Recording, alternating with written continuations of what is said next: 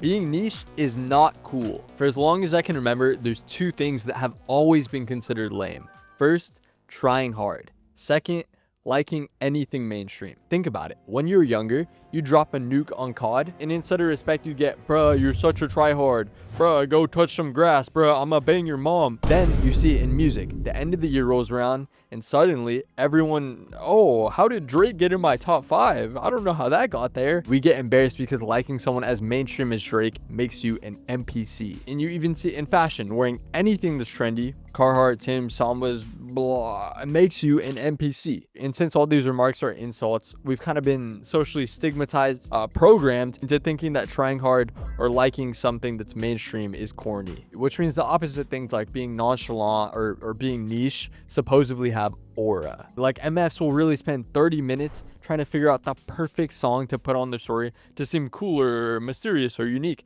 even though we're all just mindlessly tapping past it. But I am MFs. So to break this down, I've created an illustration that explains how this entire system works. Boom!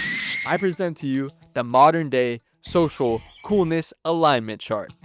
Yes, sir. Yes, sir. Here's how it works. We've got the 4 pillars, four elements, one might say.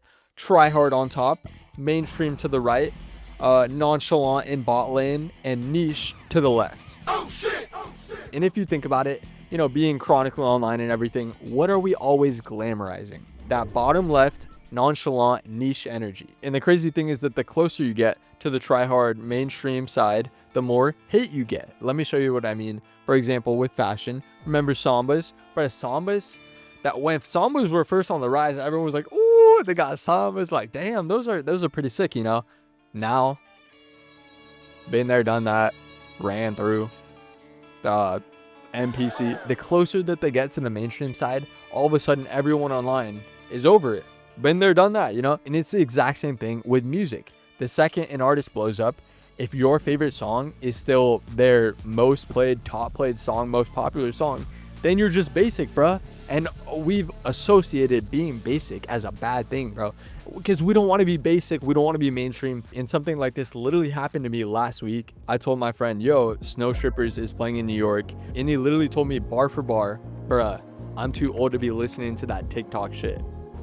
Really, nigga? Oh, and this is the exact same friend that put me on Snow Strippers 2 years ago. Sure, I don't listen to them as much as I used to, but like, it'll still be fun, bro. Live a little, bro. Who cares? And the longer I look at this chart, the more I realize it's kind of just a never-ending game that no one really ever wins. And thinking about it, while we're playing this game, we miss out on the fact that none of this, you know, performative stuff actually makes you cooler. Being niche doesn't actually make you cooler. It just makes you niche. What it really does, though, is makes it harder for people to actually know you. You know, it's kind of in the name, niche, mainstream. I know these are kind of buzzwords, but mainstream, more popular, more people. Niche, less popular, less people. It's kind of in the definition type. Think about it like this. Let's say I just met you at a party, you know, maybe a movie's on in the background, so we're talking movies. If I love the hell out of The Hangover, like it's my comfort movie type shit, and I ask you, what's your favorite movie? And you respond with some random, quirky indie film just to seem interesting, I'm not going to connect with you like that. I'm not going to realize, because you could secretly love The Hangover too, but I'll never know that because you're trying to order farm. So it's like, you don't realize the connection we could have, bro. We're not going to be like this. The potential, that's unrealized potential, because the people who could end up being your closest friends, you're never going to find them because you're busy playing a character. But if you're actually like that, you know, do your thing. Good for you. Like, that's just a sign that we don't match. But if you're playing a character, it's even worse, bro. It's even worse because if people like you, they don't even like you because you're playing a character. They don't like the real you, bro. You're forced playing a character the entire time. And then at that point, it's kind of like, you're not even living your life. The point I'm trying to make here is that trying to be liked, or even just caring super hard about being liked, will make your life miserable. You'll waste years of your life and so much money buying dumb stuff. What I've grown to realize is that the more you like yourself, the less you care if others like you. Now, I get why we do this, you know, it's because being yourself is scary. You're vulnerable. The second you are authentic, it's like if people don't like you, then they don't like the real you. So it's easier to just put on a mask type shit. And that's kind of scary. So instead, we play it safe. We copy the fashion trends. We copy the takes of whoever we think is cool. You know, we pretend to be niche. And honestly, part of why I think it's so easy to get stuck in that mode, stuck in that trap, like on this chart, bruh, is because we're always so distracted. Or at least I'm always so distracted. This is kind of just me blurting out my thoughts right now. Like, you know how sometimes you'll wait to eat until you find the perfect YouTube video? Bro, the other day I caught myself doing that, but with brushing my teeth. I couldn't brush my teeth because I spent 3 minutes trying to find the perfect YouTube video to play in the background. And then while I was brushing my teeth, bro, I was dual-wielding that shit, akimbo style. I was dual-wielding it. Right hand toothbrush, left hand phone, but I wasn't even watching the YouTube video. I put on the YouTube video, and then it wasn't fast enough, so I needed to scroll down. So I was literally reading the comments while brushing my teeth like this, above the sink, like hunched over. Bruh, I'm genuinely fried, bro. I know that's not the first time that I've done some shit like that. I'm cooked, bro. But here's the thing, when you're always so stimulated, you never actually sit with your thoughts. You never actually think about what you genuinely like, what you actually like. You kind of just grab whatever the algorithm hands you, and that becomes your personality. Or podcasts, like for me, what I would do is I would always have a podcast playing in the background, because I would be like, oh, I'm learning, I'm being productive still. But it was kind of just their thoughts, you know, their takes. I would just be like, oh yeah, I agree with that, but I wouldn't even know if I agreed with that. I wouldn't think about it if I actually agreed with that. And when you're in that cycle, that's how you end up stuck playing this fake niche character that's not even you. So back to the chart. Turns out the real aura isn't being niche or nonchalant. It's just being you, bruh. It's just being you. Because when you finally stop playing that fake character, it's like something crazy happens. That people who actually would vibe with you start vibing with you. There's been so many cool people that I've met that I've went up to talk to just because I saw them wearing an anime shirt or like an Xbox, a video game shirt. And that brings me to my other point. Boom.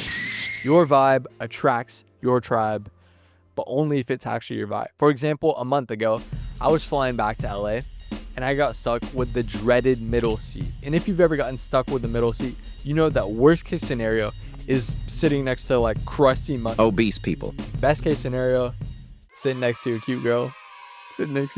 Or boy. But as I'm going to my seat, I'm walking down the aisle, looking at the numbers, 21, 22, 22E. Boom, I see my seat.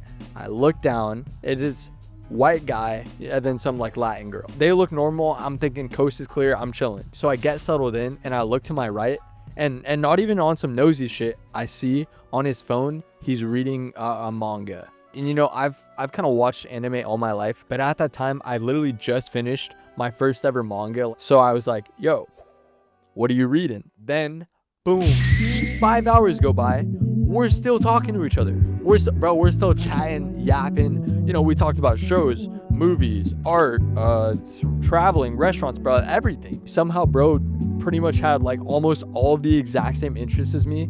We kind of speed ran being friends. It was crazy. All because I saw on his phone he was reading a manga. Your vibe dead ass attracts your tribe, bruh. And you know, I'm no master at this. Me personally, if I wanted to read a manga on a plane, like I probably would have low key turned my brightness down a little bit, try to keep it subtle, like you know, not trying to air it out to everyone. Yo, this guy's a nerd. This guy likes anime and shit, you know. But we're working on it. You know, being comfortable with yourself is a journey, a lifetime journey, I guess. But I tell that story to say that, you know, being niche doesn't make you cool. It doesn't make you not cool. It just makes you niche. As I've, I guess, matured a little bit, I've realized that what actually makes you cool is being the kind of person that's comfortable enough to admit, you know, yeah, sure, I still bump the occasional Drake. I still love 2017 Uzi. Then I'm also loving those indie, esoteric, you know, more so underground type films. What is that? Duality of man right here, bro. I'm just a guy being a dude. And if that makes me boring, shit, I'd rather be boring in me than be playing a character. Yeah. And look, I'm not saying that all things mainstream are automatically good or that we can't have standards. I do realize coworker music, NPC music is still a thing. If you're listening to Lil Nas X or Jack Harlow, That's kind of crazy. I'm not gonna lie. Wanted me, I wish I knew. But if it hits for you, shit, that's real, bro. That I might not be your tribe, but you do you, gang. Thinking about it though, dual wielding niche and mainstream is kind of just being normal. Kind of just, you know, maybe it makes you an NPC. It's like that one meme, cringe but free. Except cringe isn't even a real thing. It's like a social barrier that we've developed. But low-key though, looking back at this chart, I think being in the middle might be OP here. Because if you're too far to the left, you're reclusive. If you're too far to the right, your whole personality is, you know, Love Island. If you're too far up top, you can't relax. If you're too far bot lane, then you're never gonna try because you're just aura farming. Bro, normal gang might actually be the move here. Might actually be the, and you know, an example of this that I want to talk about, as funny as it sounds, is Timothy Chalamet. I know bro is kind of the candid white boy swaggy actor of our time, cool guy now and everything. But about 6 months ago, he won some acting award, and on stage during his speech, he said, I know the classiest thing would be to downplay the effort that went into this role, but the truth is, I'm really in pursuit of greatness. I know people don't usually talk like that, but I want to be one of the greats. I'm inspired by the greats. Bro literally just admitted he's a tryhard. He's a tryhard. And according to our chart, that should be social suicide. But instead, what happened? People respected it because it was real. Everyone there knows that greatness requires effort. They're all trying their heart out. Caring about your craft is not cringe. Anyone, artists, anyone in school, anyone, bro, like, you gotta be a tryhard if you want to do something with your life, bro. And the thing is, people connect with honesty more than a performance, which is why I'm not gonna lie, when I saw this, I was like, dang, you know, as mainstream is to say, you know, bro's kind of cool. So anyways, if you guys see the vision, boom, you'll mess with the guild newsletter. I send out these free legendary loot scrolls, putting y'all on some majestic eye music, early access to videos, me just yapping, sharing wisdom, sharing whatever else I think is sick at the time, a lot of art stuff. And the weaponized 115 bellets are Officially available now. the link will be in the description if you guys want to check it out. And if you want to watch my video on how they gentrified fashion, click the video here.